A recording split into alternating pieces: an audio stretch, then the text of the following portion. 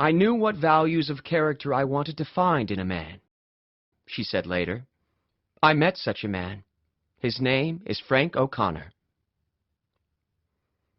Their first encounter was on the set of DeMille's movie King of Kings, but then they lost touch.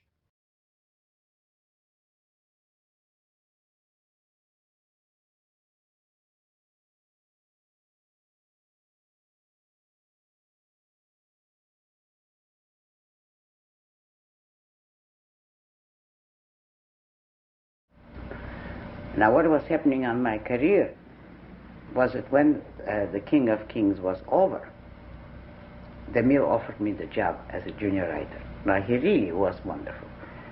First story he gave me was a story entitled My Dog.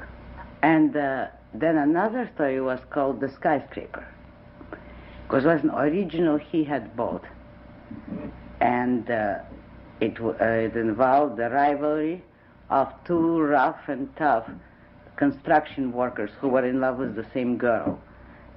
And he told me that he didn't like the story very much, but he liked the idea of a story about the construction of a skyscraper.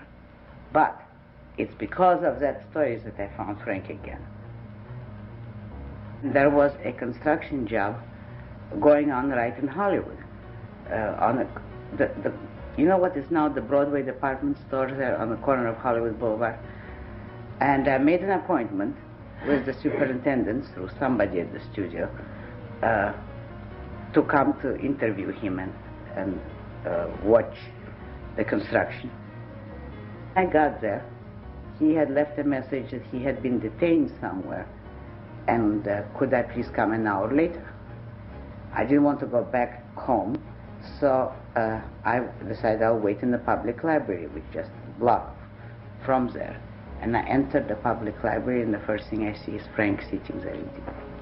And the thrilling thing was that I stopped dead, and he looked up. I was some distance away, and the way he smiled, I knew he recognized me immediately. And almost implicit in it, I kind of sensed he hadn't forgotten me. So he got up, and since you couldn't talk there, he said, let's go out. And we walked around blocks, and we talked, and this time I remember talked about movie originals and what he wanted to do. He had some ideas for originals. They were all outrageous comedies. I mean, outrageous in the sense almost blasphemous. Some on religious subjects or something like that.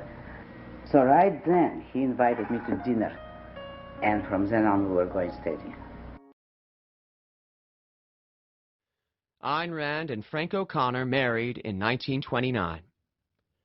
He is the first person to hear everything I write, Rand once said, and his criticism has always been correct and valuable. His viewpoint is the same as mine, but he has always been objective about my work. When I start to write a book, the characters become members of our family.